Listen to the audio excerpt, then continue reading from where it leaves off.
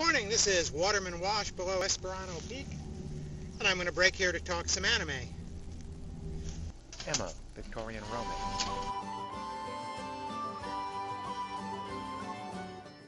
Emma, Victorian Romance is a simple but elegant romance anime set in Victorian England. It tells a romance between different social classes in the stratified society of the period, sort of a cross between a Harlequin romance and a Jane Austen novel. I already discussed Emma's first season some time back. I liked it enough to watch the second season too, so I just wanted to give a quick update on the concluding half of the story. I'm bound to give away a few of the plot points from the first season, however, so if you don't want any of that, you should go watch my earlier video instead. There ought to be a link to that around here somewhere. You may recall Emma was a household maid at Mrs. Stoner's modest London apartment. She began a tentative romance with Mr. William Jones, one of Mrs. Stoner's former students. Of course, the entire Jones family, being well-to-do, was scandalized by this breach in social classes. If you don't remember those details from the first season, Nozomi Entertainment's second season DVD release has a helpful recap show called Intermission to bring you back up to speed. As the second season starts, Emma has moved to the countryside and found a new job at the estate of Mr. and Mrs. Weeks.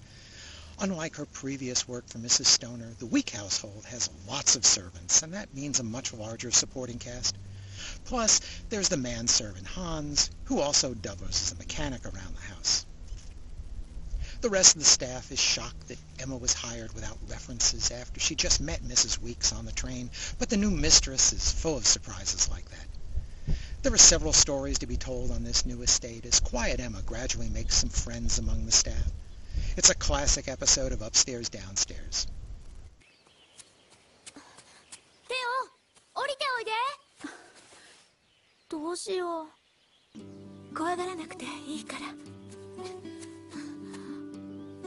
エマさん、すごい。面白い光景だな。Meanwhile, back at the Jones household, everyone but William is glad that that maid is gone. William's father has arranged a marriage between William and Eleanor Campbell. The Campbell family has a title, and the nouveau riche Jones have money. It's a marriage made on Fleet Street, and the parents of both families are pushing hard for it. Pretty Eleanor seems enthusiastic about it, too. Only the sulky William has a problem with it. Lucky for us, William's friend Hakim, a visiting prince from India, is still visiting the Jones estate, along with his sultry mistresses and pet elephant. Hakim's droll Williams is the best thing about the Jones household these days. But with Emma gone, it's time for William to make up his mind and move on to something else. So, most of the second half of the series seems almost two separate stories. One, starring Emma, is set among the estate servants out in the countryside at the Weeks household. The other, starring William, is set back in the London area among the gentry, and he's really making a mess of things. Of course, we expect these stories will somehow converge and get these young people back together somehow before the story ends. I was disappointed that the ending doesn't arise from the characters themselves, but rather depends on some pretty big coincidences. We're not going to break any new ground with this story or be really surprised. Emma is reminiscent of the novels of Jane Austen. Well, it has no direct relation to Austen's own novel titled Emma. It may also remind you of half a dozen BBC productions. It's directly based on the manga by Koro Mori. Director Tsuneo Kobayashi has previously helmed such varied stories as The 12 Kingdoms and Midori Days. Animation director Yoshiaki Yamagita is a veteran of such romantic comedies as Orange Road and Spirit of Wonder. Together they've put together a straightforward storytelling style with clean, crisp artwork. The attention to detail in the Victorian settings is very impressive. I was consistently surprised by little things, from heating flat irons on the stove to cleaning the floors. The opening, closing, and interior instrumental music is all from Kunihiko Ryo. It provides a nice accompaniment to the gentle storytelling, and while it's not exactly Baroque, it's appropriate to the period. So, I give Emma 4 stars. Granted, it's a sappy chick romance flick, and not for action fans. It's not much distinguished from a period show and movies you may have already seen on TV, but it's done with great style and plenty of affection.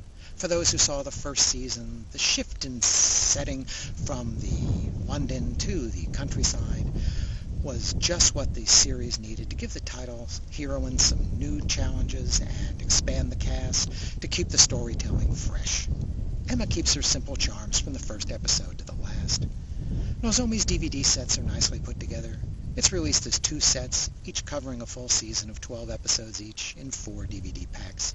I'm not sure why they decided to put just 3 episodes on a DVD. Each box comes with a small printed booklet, though the first season's was larger and more interesting than the second. The videos have English subtitles but no English dub, which is fine by me. I think that works out well since the price is right, and the story wouldn't hold the attention of the younger kids who wouldn't put up with subtitles anyway. The first season has a modest sepia tinge to the start of the opening credits, and the second season changed that tint to light green instead. Nozomi reflected those gauzy colors on their packaging too. I guess the shift to green reflects the move to the countryside. For silly old me, it just provoked a recalibration of my TV's color balance. Thanks for listening.